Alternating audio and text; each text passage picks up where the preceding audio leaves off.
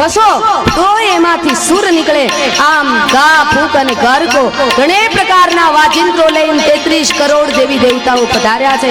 ભગવાન શ્રી કૃષ્ણના નંદાલયની અંદર નંદ બાબાને ત્યાં વાદ્યંત્ર એટલે કોઈ દિવસ કોઈએ ન સાંભળ્યું હોય એવા વાજા વગાડવા લાગ્યા.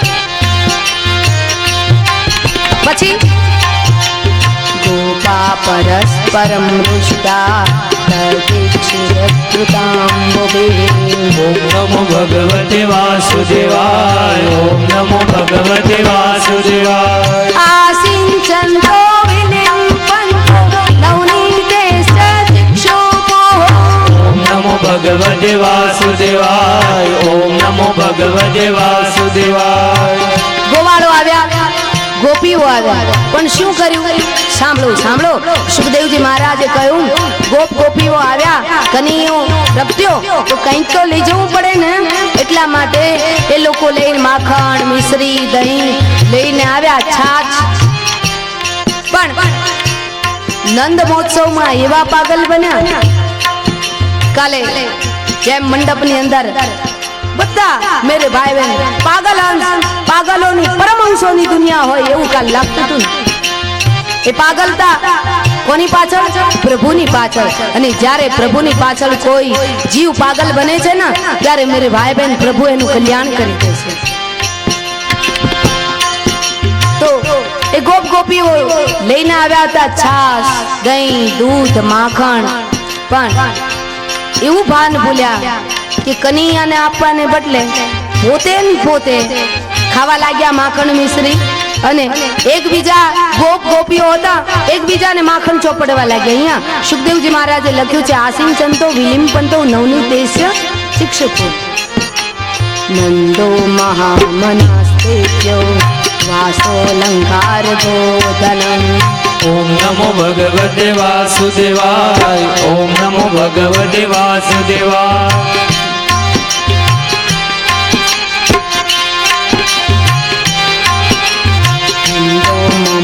મનાસ્તેભ્યો વાસોલંકાર ગોધનમ. ઓમ નમો ભગવતે વાસુદેવાય. ઓમ નમો ભગવતે વાસુદેવાય. સુતમાગત વંદિભ્યો એને વિદ્યોપજીવિનઃ. ઓમ નમો ભગવતે વાસુદેવાય. ઓમ નમો ભગવતે વાસુદેવાય. રોહિણી ચ મહાભાગા નંદ ગોપાભિનંદિતા. ઓમ નમો ભગવતે વાસુદેવાય. ઓમ નમો ભગવતે વાસુદેવાય. તતારભ્યાનંદસ્ય વ્રજ સર્વ સમૃદ્ધિવાન. ઓમ નમો ભગવતે વાસુદેવાય. ઓમ નમો ભગવતે વાસુદેવાય. હરે નિવાસાત્મા ગુણે રમા ક્રીડમ ભુંડપા. ઓમ નમો ભગવતે વાસુદેવાય. ઓમ નમો ભગવતે વાસુદેવાય. ઓમ નમો ભગવતે વાસુદેવાય. ઓમ નમો ભગવતે વાસુદેવાય. ઓમ નમો ભગવતે વાસુદેવાય. ઓમ નમો ભગવતે વાસુદેવાય. ઓમ નમો ભગવતે વાસુદેવાય. ઓમ નમો ભગવતે વાસુદેવાય. ઓમ નમો ભગવતે વાસુદેવાય. ઓમ નમો ભગવતે વાસુદેવાય. સુંદર મજાનો નંદ મહોત્સવ ઉજવાયો છે. અને મેરે ભાઈ બહેન બ્રાહ્મણોને ખૂબ દાન દક્ષિણા આપે છે. નંદ બાબાએ બીજા અન્ય ગ્રંથોની અંદર વર્ણન છે કે નંદ બાબાએ એટલી દાન દક્ષિણા આપી કે દૂધણી ગાયો સોનાથી શણગારેલા શિંગડાથી માંડી પૂંછ સુધી શણગારેલી હતી ગાયો. વિચાર કરો, દૂધણી ગાયો સોનાના શિંગડા વાળી, પગની ખરી પણ સોનાથી પૂંછડા સુધી ગાયો. અને એ પછી એકની બેન 9 લાખ તેનું એને કરી દૂધ દીધી. ને મેરે ભાઈ બહેન ગળે સોનાના ઘંટ વાળી ગાયો બ્રાહ્મણો દાનમાં આપે છે. બ્રાહ્મણોને જ્યારે દાનમાં આપી બ્રાહ્મણો રાજી થઈ ગયા. કેવા લાગ્યા, રે નંદ બાબા તમારું ખનીયું જાજુ જીવે. શતમ જીવેમ શરદઃ. તમારો છોરો છે ને એ હજારો યુગોમાં એની વંદના થાય, એની પૂજા થાય, એવા અમે આશીર્વાદ આપે છે. નંદ બાબા બહુ રાજી રાજી થયા. એક ભૂદેવ હતા, એ ભૂદેવનું નામ કૃપાશંકર. પહેલાના સમયની અંદર જે બ્રાહ્મણો હોય ને, એ બ્રાહ્મણો ના નામ ઉપરથી ખબર પડી જાય કે આ ભૂદેવ છે. શું કામ? પાછળ શંકર લાગ્યા. કૃપા શંકર, કરુણા શંકર, ઉમિયા શંકર, આદિ આદિ પાછળ શંકર નામ લાગે. એનાથી ખબર પડી જાય કે ભૂદેવ છે, વિપ્રવર છે. તો કૃપાશંકર નામના ગોર હતા ને બ્રાહ્મણ ભૂદેવ, એમને તો 1000 ગાયો, દૂધણી ગાયો, એ પણ સોનાથી શણગારેલી દૂધણી ગાયો જ્યાં આપી, ભૂદેવને આટલી દક્ષિણા કોઈ આપી નહોતી. રાજી રાજી થઈ ગયા. દાન કોને કહેવાય મેરે ભાઈ બહેન? દાન એને કહેવાય આપણને જે ગમતું હોય ને એ બીજાને આપીએ, એને દાન કહેવાય. બાકી તો આપણને ન ગમતું હોય ને આપણે બીજાને આપી દઈએ ને, એ દાન ન કહેવાય, ઘરમાંથી કચરો કાઢ્યો કહેવાય. સમજણ પડી? હા, દાન ન કહેવાય. અને એ નક્કી છે કે આપણે જેવું આપીશું એનાથી અનંત ગણું ભગવાન કે ભગવતી આપણને આપવા માટે બંધાયેલી છે. પણ એ ગામડા ગામની અંદર વહુ છે ને, એ ઘઉં ચાલતી હતી. ઘઉં ચાલતા ચાલતા કણકી વધી ને, એટલે સાસુમાને પૂછ્યું, ઘઉંની સીઝન ચાલે છે ને, એટલે સાસુમાએ પૂછ્યું કે શું કરે છે બેટા? તો કે ઘઉં ચાળું છું. તો કે આ કણકીનું શું કરું? તો કે બા હું તમને એ જ પૂછવાની હતી કે હવે આ કણકીનું શું કરશું? તો કે એક કામ કર, આ જે ઘઉં ચાલતા ચાલતા જે કણકી વધી છે ને, એનો તું ડબ્બો ભરીને રાખી દે, કારણ કે હમણાં 27 તારીખે શ્રીમદ ભાગવતની કથા બેસવાની, એમાં લઈ જાશું.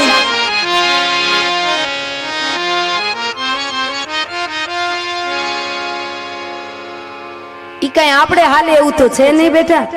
આપણે તો એરંડા વાળા ઘઉં ખાઈશું, કણકી તો ત્યાં દઈશું.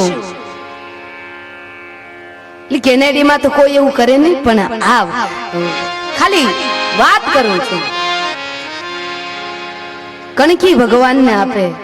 જો કે આજે મારી નજરમાં તો કોઈ આવ્યું નથી, અને મેરે ભાઈ બહેન એક વખત નજરમાં આવી જાય કદાચ, પણ કોઈ હજી નજરમાં નથી આવ્યું. ખાલી વાત કરું છું.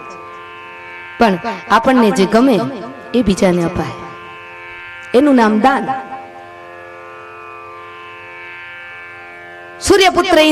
સૂર્યપુત્ર કર્ણએ પોતાના શરીરની સાથે જોડાયેલા કવચ ને કુંડળ હતા મેરે ભાઈ બહેન, પણ એ કવચ ને કુંડળ સૂર્યપુત્ર કર્ણએ દાનમાં આપી દીધા. કોને? ઇન્દ્રને દાનમાં આપી દીધા. કે પોતાની જાન જોખમમાં મુકાણી છતાંય એ માણસને આંગણે જ્યારે કોઈ પણ માગવા માટે આવે, દક્ષિણા લેવા માટે આવે, ત્યારે માણસ પાછી પાની ન કરતો. આને કહેવાય દાન. એટલે તો સવારનો પહોર કરણનો પહોર કહેવાય. કોઈ એમ નથી કહેતું કે પોકટલાલનો પહોર, કરણનો પહોર કહેવાય.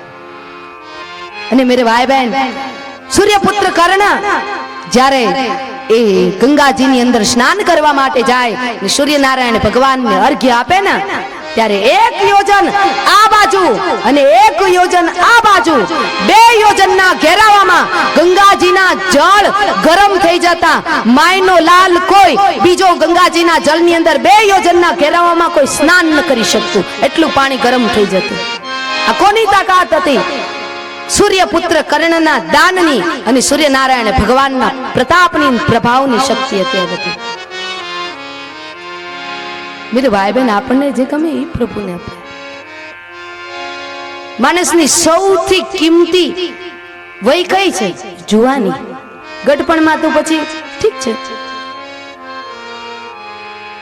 ચાચી મારે ગઢપણની બહુ વ્યાખ્યા નથી કરી, પણ દેખના મેરે ભાઈ બહેન, કોઈ પણ બાળક નાનું હોય ને ત્યારે એનું શરીર બહુ ચંચળ હોય. જોજો તમે બાળક પલનામ પોઢ્યું ને તો આમ હલ હલ જ કર્યા કરતો હોય.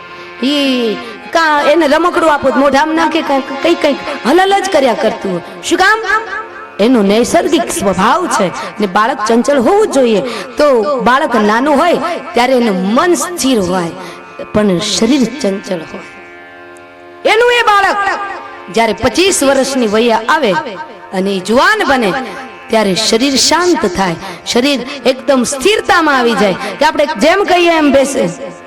25 વર્ષની વ્યક્તિને આપણે જેમ કહીએ તેમ બેસે, પણ એનું મન ચંચળ બને. મેરે ભાઈ બહેન, મન ચંચળ કઈ રીતના બને?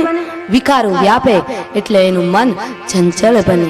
પણ ઘણા એમ કે છે ને કે અમે તો ગઢપણમાં ગોવિંદ ગાશું, એ લોકોને મારે બતાવવું છે કે મેરે ભાઈ બહેન વૃદ્ધાવસ્થા બાલ્યાવસ્થામાં બાળકનું શરીર ચંચળ, યુવાવસ્થામાં વ્યક્તિનું મન ચંચળ, પણ વૃદ્ધાવસ્થામાં તો મન પણ ચંચળ બને અને શરીર પણ ચંચળ બને તો ગોવિંદના ગુણ તમે કેદી ગાશો?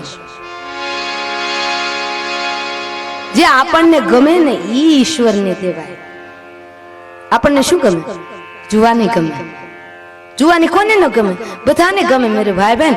એક અમારી ફજેતીમાં છે ને, એ મેળામાં જાય તો દર વખતે મેળામાં જાય, કઈ ન ખરીદે, પણ એ 7મ 8મ નો મેળો હોય ને એમાંથી જઈને અરીસો જ લે, કઈ ના લે, અરીસો જ લે. તો એ 30 વર્ષ થયા મેળામાં જતી હતી અને પછી તો અરીસાના ભાવ પણ વધ્યા. સમય જાય, 30 વર્ષ વ્યતીત થાય એટલે 8મ ને દિવસે એક જ દિવસ જાય મેળામાં, આટો મારીને આવતી રે, અરીસો લઈને જાવે. બીજું કઈ 30 વર્ષના અરીસા ભેગા કરે. ઘણાને શોખ હોય, ઘણાને જો બીડી પીવાનો શોખ હોય, આટલી મોંઘવારી કરાય અને તારો 30 હાલો હું દઈ દે 30 રૂપિયાનું, 30 રૂપિયા તને આપી પણ દે, અરીસો હું લઈ લે, પણ મારા બેટા આ અરીસામાં મારું મોઢું તો સારું દેખાતું નથી. પેલા તો એક આનાનો અરીસો આવતો પણ મોઢું કેવું લાગતું, નામાં તો મોઢું જરાય સારું દેખાતું નથી. તારે શું છેતરવાના ધંધા કરવા છે મને? ત્યારે પેલા જે લારી વાળો હતો ને ભાઈ, એને કહ્યું કે માં મને ક્ષમા કરજો, તમે મારા વડીલ કહેવાઓ, મારે તમને જાજુ તો ન કહેવાય, પણ એટલું કહું મારો અરીસો નથી બગડ્યો, તમારું મોં બગડી ગયું છે.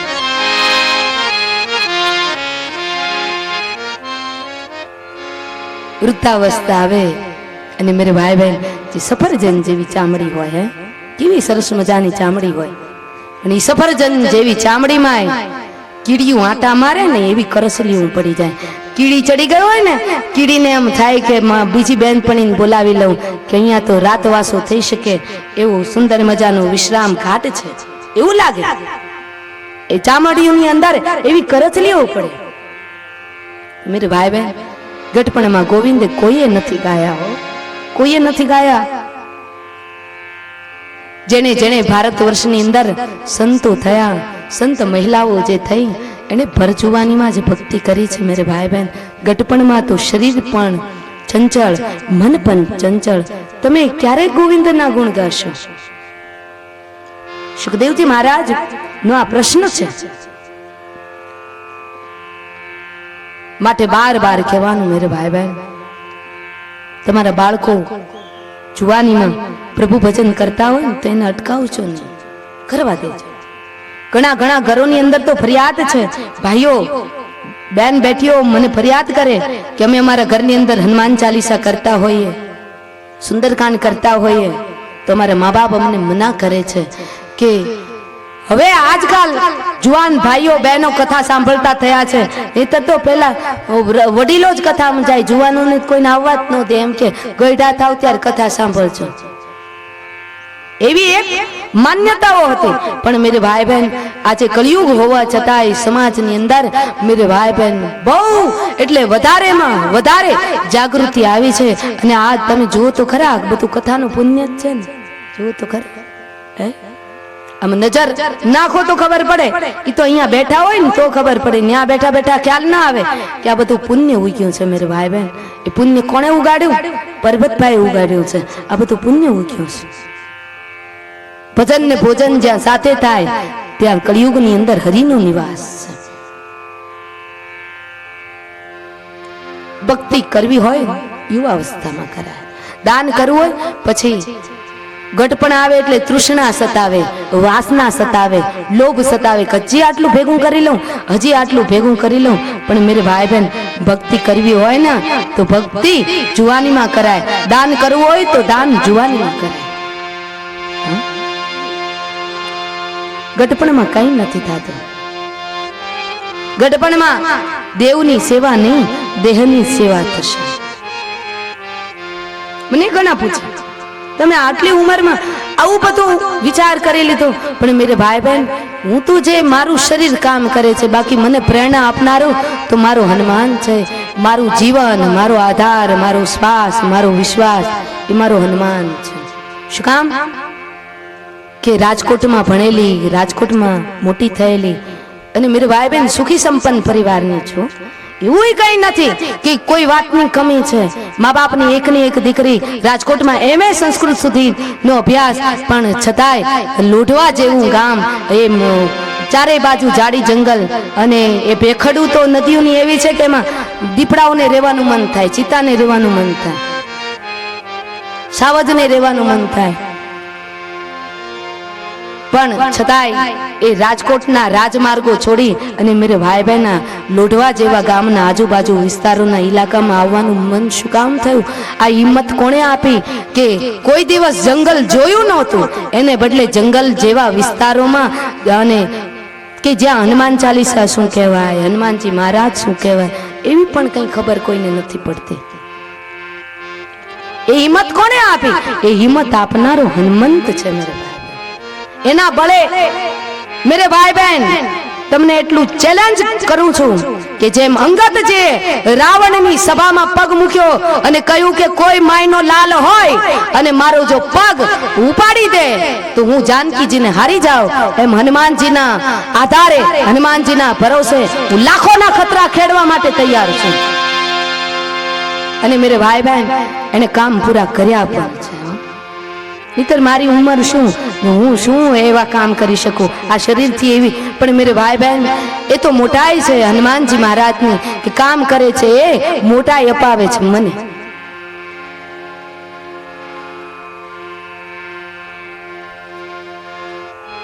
જે હરિનું ભજન કરશે, જે હનુમાનજીનું ભજન કરશે, એને કોઈ દિવસ કોઈ વાતની કમી નહીં આવે, કોઈ વાતની નહીં તૂટો નહીં આવે. નહીં મેરે ભાઈ બહેન, જે કથાની અંદર દક્ષિણા આવે ને, એ દક્ષિણાનો ઉપયોગ માત્ર ને માત્ર બટુક ભોજન, ત્યાં પછી કૂવો ખોદાય છે એમાં જ ઉપયોગ કરવાનો છે. બીજું કે જ્યારે પણ મેરે ભાઈ બહેન એક લોઢવામાં મારુતિ ધામ જે છે ત્યાં તો બટુક ભોજન ચાલે છે, પણ ભગવાન મારો હનુમાન જ્યારે મને પ્રેરણા કરશે, કરુણા તો કરી જ છે. પણ મેરે ભાઈ બહેન પરદેશની કથા કરીને આવું ને તો આજુબાજુના ગામડાઓમાં ઠેર ઠેર 2 મહિના પછી એક બીજું ગામડું છે, ત્યાં પણ મટાણાનું ગામ છે. મટાણા ગામની અંદર ત્યાં દીકરીઓએ સુંદરકાંડ ચાલુ કરી દીધો છે, તો ત્યાં પણ બટુક ભોજન ચાલુ કરાવી દેવું છે. ઘણા મને પૂછે કે આ કેમ પૂરું થાય? હું કહું છું કે આ કેમ પૂરું થાય? એ પૂરું કરનારો હનુમાન છે મેરે ભાઈ બહેન. બાકી ઘરની અંદર 5 સભ્યો રહેતા હોય ને તો એ મોંઘવારી આજે એટલી છે ને તો એ ઘરનું પૂરું નથી થતું. તો આ ગામડે ગામડે બટુક ભોજન કરાવવાનો જે સંકલ્પ છે ને એ પૂરું કરાવનાર હું નથી, એ પૂરું કરનાર તો હનુમંત છે, મારુતિ છે.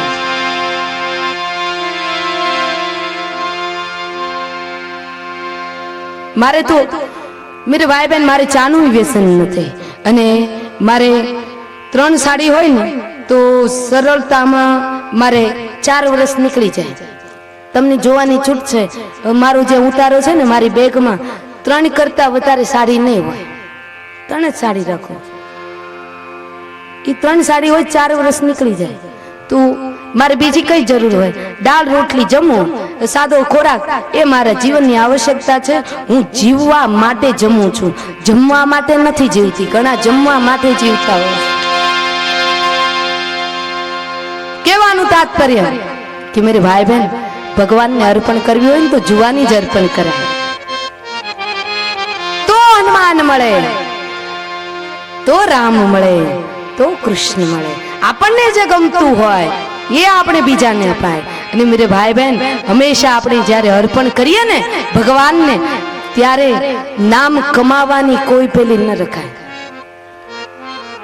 આમાં ઘણા લોકોએ અમારા ભાઈ દ્વારા, અમારા 2 ભાઈઓ છે ને એ આશ્રમના જ છે, એટલે આશ્રમના ગામના છે. હા, ઘણા ઘણા મને આમાં પૂછે છે કે તમે અમને કંઠી બાંધશો, તમે અમારા ગુરુ બનશો, પણ મેરે ભાઈ બહેન હું કોઈને ગુરુ બનતી જ નથી, કોઈને કંઠી બાંધતી જ નથી. કારણ કે આલે ગુરુ તારી કંઠી મને અડધે રસ્તે મોંઘી પડે, એ નાતા તોડે. અને સંસારીઓના તો મેરે ભાઈ બહેન નાતા ક્યારે જોડે ને ક્યારે તોડે એનું કઈ નક્કી નહીં. બાકી આ જગતની અંદર હું મારા સદગુરુનું શિષ્ય છું એટલું મને સંતોષ છે, બાકી કોઈના ગુરુ થવામાં મજા નથી. બીજો પ્રશ્ન મને કાલે એ આવ્યો કે તમે વાત કરી કથાની અંદર કે તુલસી દલ છે આટલા આટલા વારે ન તોડાય, અમાસ, આઠમ, સંક્રાંતિ, મધ્યાહનકાળ, ત્યારબાદ રવિવાર, મંગળવાર, અમાસ, આટલા સમયમાં તુલસી દલ ન તોડાય તો ભગવાનને અર્પણ કરવા માટે તો તુલસી જ જોઈએ. અને જો ભગવાનના ભોગમાં કે દૂધમાં આપણે તુલસી દલ ન પધરાવીએ તો ભગવાન એનું સ્વીકાર ન કરે. તો પછી અમાસ, પૂનમ, આઠમ, બારસ હોય તો ત્યારે શું કરવાનું? તો મેરે ભાઈ બહેન દેવી ભાગવતજીમાં એનો જવાબ છે કે કોઈ પણ વ્યક્તિ કાયમિક રીતે ભગવાનને ભોગ લગાવતા હોય, દૂધ ધરાવતા હોય, એમાં તુલસી દલ પધરાવવું જ જોઈએ. પણ તુલસી દલ તમે અગાઉથી ખબર હોય કે કાલે બારસ છે કે કાલે અમાસ છે, અગાઉથી તુલસી દલને ચૂંટી લો અને એને તોડી અને એક બાજુ કોઈમાં રાખી દો પાત્રની અંદર. અને તુલસી દલ ક્યારેય કોઈ દિવસ વાસી થતું નથી. તુલસી દલ કોઈથી વાસી નથી થતું. એને તમે એક વખત ભગવાનને ચડાવી દીધું હોય ને તુલસી દલ, અને ચડાવ્યા પછી તમે પાછું લઈ લો, બીજું ફૂલ નથી ચડતું ભગવાનને, એક વખત ચડી જાય પછી બીજી વખત નથી ચડતું. પણ તુલસી દલ એવું એક પત્ર છે કે ભગવાનને એકવાર ચડાવી દો, ચડાવી લીધા પછી પાછું લઈ લો, લઈ અને પછી પ્રોક્ષણ કરી નાખો. પ્રોક્ષણ એટલે સમજો ને? નહીં, પ્રોક્ષણ એટલે શું કહેવાય? ધોઈ નાખવાનું પાણીથી. કયા પાણીથી? ચોખ્ખું પાણી હોય, હાંડાનું જે પાણી હોય ચોખ્ખા પાણીથી ધોઈ અને વળી પાછું ભગવાનને તમે અર્પણ કરો તો તુલસી દલને આ કાયમ, તુલસી દલ કોઈથી વાસી થતું જ નથી. એ કદાચ સુકાઈ જાય, કરમાઈ જાય, પણ તુલસી દલ કોઈથી વાસી નથી થતું. ગમે ત્યારે તમે ભગવાન પાસેથી લઈ લો અને પાછું બીજે દિવસે એને ધોઈ અને વળી પાછું ભગવાનને ચડાવી દો તો તુલસી દલ ક્યારેય કોઈથી વાસી નથી થતું. તમારી શંકાનું સમાધાન ઘણા ઘણા લોકો મને પૂછતા હતા કે તુલસી દલ તો ભગવાનને ચડાવવું જ હોય દરરોજ, તો તમે અમુક તિથિએ તુલસી તોડવા ના પાડો છો, તો આ કેમ શક્ય બને? પણ મેરે ભાઈ બહેન દરેક જે પ્રશ્ન થાય ને એ પ્રશ્નના દરેકના જવાબ દરેક પુરાણોની અંદર બતાવ્યા છે. દરેક પુરાણોમાં બતાવ્યા. તમારી શંકા, તમારા હૃદયની અંદર જે પ્રશ્ન ઉઠે એ પ્રશ્ન દરેક પુરાણમાં છે અને છે. દરેક પ્રશ્નનું સમાધાન પડેલું છે. તો અહીંયા નંદ બાબાએ 9 લાખ ધેનું આપી છે દાનની અંદર. અને પછી કહ્યું કે ભૂદેવે કહ્યું કે નંદ બાબા, કોઈ પૂછે કે આટલી બધી ગાયો, 1000 ગાયો અને 1000 સુવર્ણ મુદ્રાઓ તમે આટલી બધી મને આપી, કોઈ પૂછે કે આટલી ગાયો કોણે આપી તો મારે શું કહેવાનું? નંદ બાબાએ કહ્યું કે જાઓ, કોઈ તમને પૂછે ને તો તમારે એમ કહેવાનું કૃષ્ણ ભરોસે આપે, મારું નામ ન દેશો. શું કામ? કે જ્યારે આપણે છે ને દાન કરીએ અને એમાં તકતીઓ લગાડીએ ને, જ્યારે કોઈ મંદિર ચણાતું હોય, જ્યારે કોઈ ઇમારતો બંધાતી હોય, કોઈ એવી જગ્યાએ ધર્મશાળાની અંદર, તો એમાં ક્યારે આપણું કોઈ દી નામ ન લખાય. શું કામ? કે કોઈ પણ વ્યક્તિ જાહેરમાં સાર્વજનિક કૂવો ખોદાવે તો એ લાખો રૂપિયા ખર્ચી અને કૂવો ખોદાવે, પણ કૂવો ખોદાવ્યા પછી મેરે ભાઈ બહેન એ જે કિનાર હોય, કૂવાની રીંગ હોય, એના ઉપર પોતાના નામની તકતી લગાડે કે સો ફલાણા ફલાણા ફલાણાના મોક્ષાર્થે આ કૂવો ખોદાવવામાં આવ્યો છે. પણ લાખ રૂપિયા કૂવાની અંદર ખર્ચ્યા, પણ જો કૂવાની અંદર જળ ન નીકળ્યું તો એ કૂવો શું કામનો? કૂવો ખોદાવનાર પોતાના નામની તકતી લગાડાવે છે, પણ કૂવાની અંદર પાણી પૂરનાર છે એ ભગવાનને કોઈ દી કહ્યું કે આ પાણી હું તને આપું છું? કોઈ દી વાત કરી નથી કરી. ભગવાન મૌન છે અને જે મૌન બનશે એને ક્યારેય કોઈ અસ્તિત્વનો જવાબ અવશ્ય અવશ્ય ને અવશ્ય મળશે. પરમહંસની ભાષા છે મેરે ભાઈ બહેન કે જે મૌન ધારણ કરશે, બહુ જાજુ બોલાય નહીં, જે મૌન ધારણ કરે એ અસ્તિત્વની સાથે પરમાત્માની સાથે વાતો કરતો થઈ જાય મેરે ભાઈ બહેન. મૌન એ સાધનાનું પ્રથમ સોપાન છે, ભગવાન સુધી પહોંચવાનું પ્રથમ પગથિયું છે. પણ ઘણાને તો બસ તકતીઓ લગાડવાનો બહુ શોખ હોય. એક ભાઈ તો ધર્મશાળાની અંદર 4 પાંખડા વાળો પંખો હતો ને, એ પંખામાં નામ લખાવ્યા 5 પેટીના નામ. પંખાના પાંખડામાં 4 પાંખડા, વચ્ચે ઓલું હોય ને મોટર હોય ઈ ફરે, એમાં 5 પેટીના પોતાનું, પોતાના બાપાનું, એના બાપાનું, એના બાપાનું અને એના બાપાનું નામ વચ્ચે લખાવ્યું. અને જ્યારે સ્વિચ ચાલુ કરીને ત્યારે મેરે ભાઈ બહેનની 5 પેટી મંડી ફરવા, મંડી ફરવા, મંડી ફરવા. ત્યારે આપણને એમ થાય કે લક્ષ્ય 84 ના ચક્કરમાંથી ફરવાનો તને થાક ન લાગ્યો તે આ પંખામાં ટીંગાણા.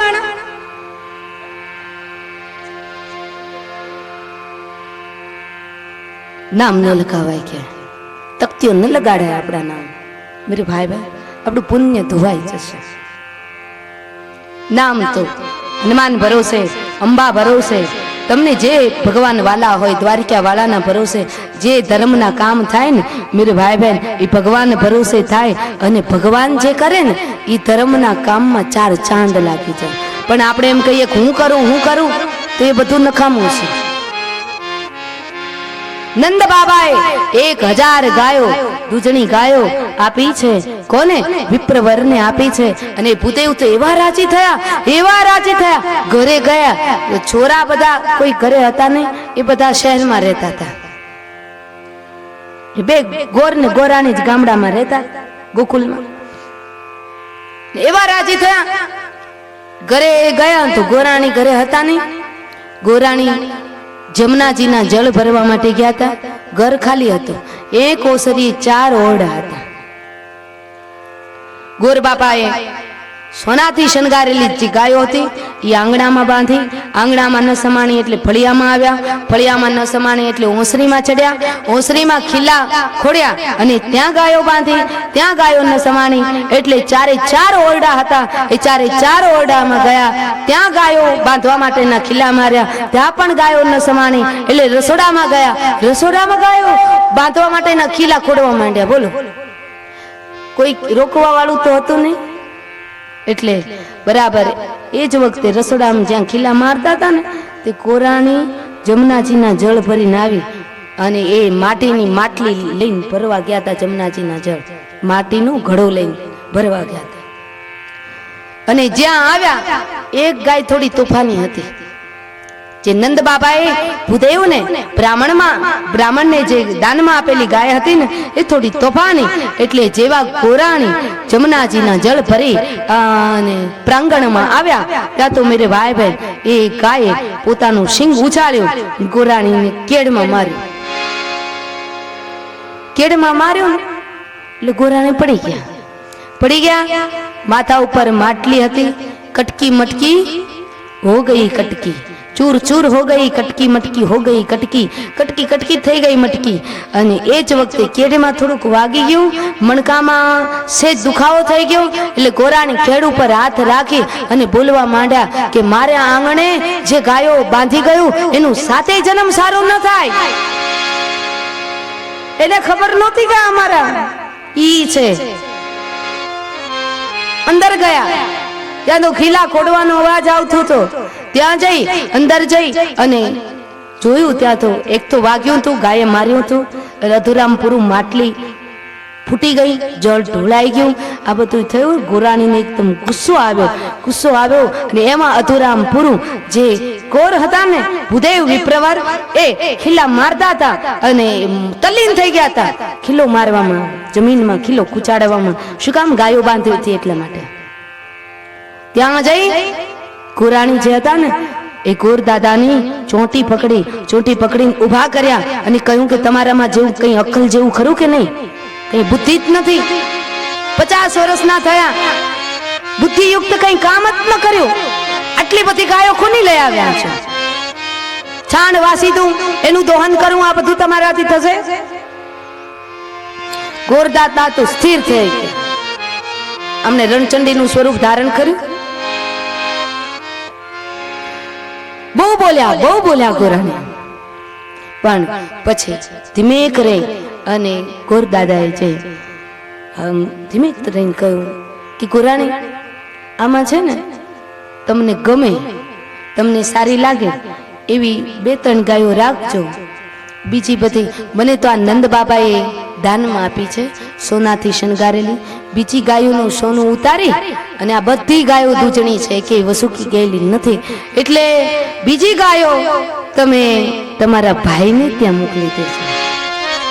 અને જ્યાં ભાઈનું નામ પડ્યું ત્યાં તો ગોરાણીનો ગુસ્સો ઉતરી ગયો અને ગોરાણી 2 હાથેથી દુખણા લેવા માંડી. મારા સ્વામીનાથ, મારા પ્રાણનાથ, પગે લાગવા માંડ્યા ગોરાણી. કહ્યું, તમે આજે જિંદગીમાં પહેલી વખત બુદ્ધિયુક્ત કામ કર્યું. આખી જિંદગી તો બુદ્ધિ આમ નામ કાઢી નાખી, પણ આજે પહેલી વખત તમે બુદ્ધિયુક્ત કામ કર્યું. ધન્યવાદ, અભિનંદન, અભિનંદન.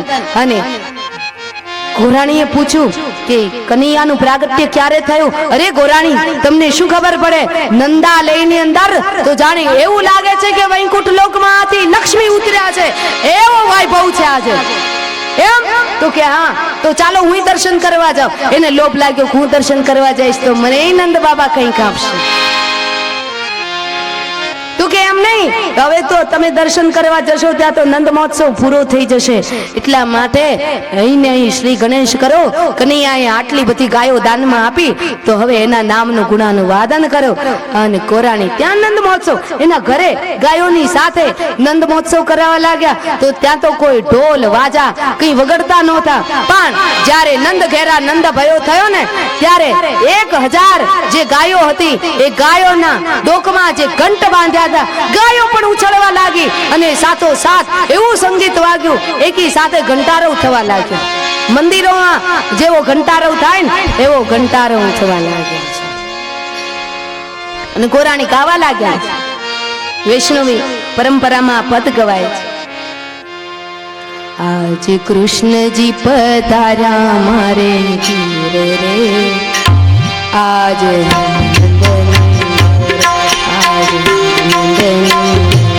આજ કૃષ્ણજી પધાર્યા મારે ઘેર રે, આજ આનંદ નીલર, આજ આનંદ નીલર.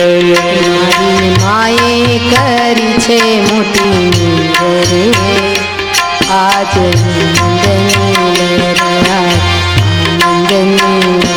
મારી માએ કરી છે મોટી મેર રે, આજ આનંદ નીલર, આજ આનંદ નીલર.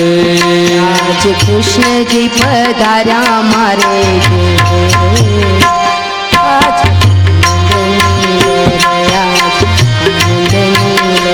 આજ કૃષ્ણજી પધાર્યા મારે ઘેર રે, આજ આનંદ નીલે, આજ આનંદ નીલે.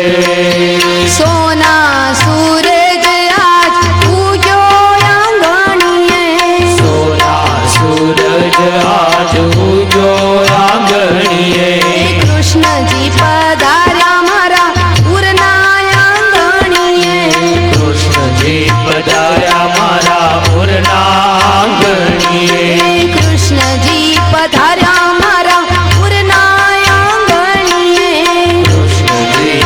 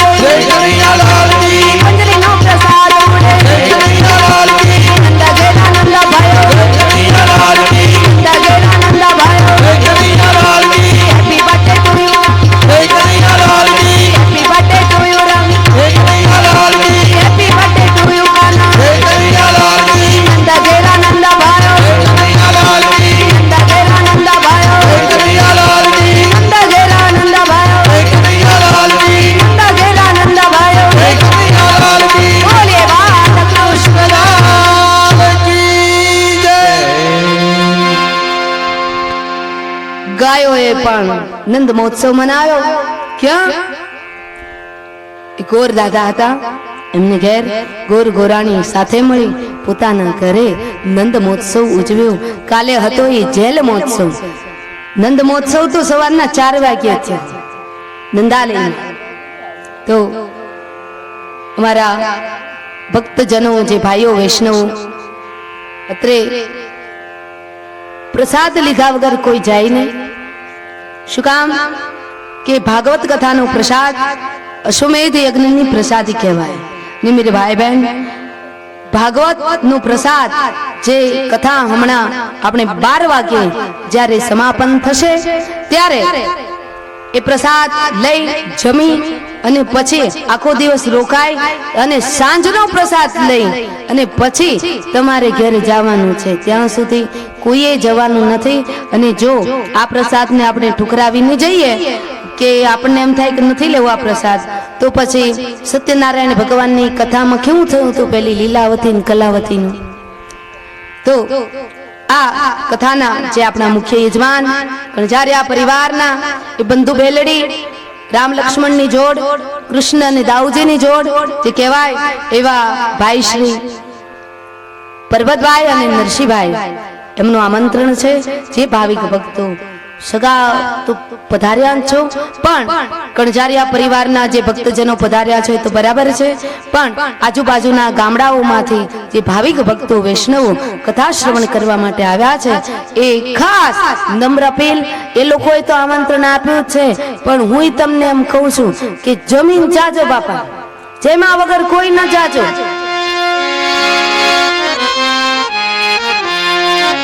કારણ અશ્વમેધ યજ્ઞની આ પ્રસાદી કહેવાય. અને જે જમે એનું પણ કલ્યાણ થાય. શ્રીમદ ભાગવતજીની અંદર બતાવ્યું છે કે પ્રસાદ કોઈ હાથમાં લઈને જતું હોય એને પણ જો કોઈ પ્રણામ કરે ને તો એના પાપ બળીને ભસ્મીભૂત થાય. તો મેરે ભાઈ બહેન, એ આપણા પાપથી મુક્તિ મેળવવા માટે થઈ અને આ અશ્વમેધ યજ્ઞની પ્રસાદી લીધા પછી જ જવાનું છે. સાંજની હો, બપોરની તો ખરી, બપોરની પ્રસાદી તો લેવાની, પણ સાંજની પ્રસાદી લીધા પછી જ જવાનું છે. અને એવું ન માનશો કે નંદ ભયો થઈ ગયો એટલે કથા પૂરી. કથા તો પરમ દિવસે પૂરી થાય અને કથા ક્યારેય પૂરી થતી જ નથી. કથાના સમયને સમાપન હોય છે. લે 3 તારીખે આપણી કથાનું સમાપન છે અને 3 તારીખે જે 6 દિવસ કદાચ કથા જેને ન સાંભળી હોય પણ 7મા દિવસે જે ભાગવતજીની ઊંડી સાંભળે તો આખી કથા શ્રવણ કર્યાનું એને પુણ્ય પ્રદાન થાય. તો કાલે તો ભવ્યાતિ ભવ્ય રૂક્ષ્મણી વિવાહ છે, સરસ મજાના. જાન તો ક્યાંથી આવવાની છે ખબર છે? હા, દ્વારિકાથી આવવાની છે. જાદવ કુળની જાન અને માધવપુરનો માંડો, સરસ મજાની જાન છે. કાલે જાન દ્વારિકા વાળો છેક દ્વારિકાથી રથ જોડીને આવવાનું છે. અહીંયા કણજારિયા પરિવાર દ્વારા જે શ્રીમદ ભાગવતજીની કથાનું આયોજન થયું છે. તો મેરે ભાઈ બહેન, બાર નમ્ર અપીલ વ્યાસપીઠ તરફથી પણ કહેવામાં આવે છે અને કણજારિયા પરિવારની બંધુ બેલડી ભાઈ શ્રી પરબતભાઈ અને નરસિંહભાઈ વતી પણ કહેવામાં આવે છે, કોઈ પણ ભક્તજનો વૈષ્ણવો અશ્વમેધ યજ્ઞની પ્રસાદી લીધા વગર જાય નહીં. સુંદર ભાગવત ભગવાન કી જે આપણે મંડપની અંદર મામલતદાર શ્રી શુકલ સાહેબ પધાર્યા છે, તો એમને કણજારિયા પરિવાર આવકારે છે. માતાજી વિક્ષેપ થયો. બોલે હનુમાનજી મહારાજ કી જય, ભાગવત ભગવાન કી જય, દ્વારિકાધીશ કી જય. સુંદર મજાની કથા બતાવી નંદ મહોત્સવની. અને મેરે ભાઈ બહેન, કનૈયાના પહેલા વહેલા દર્શન કોને થયા આપ જાણો છો?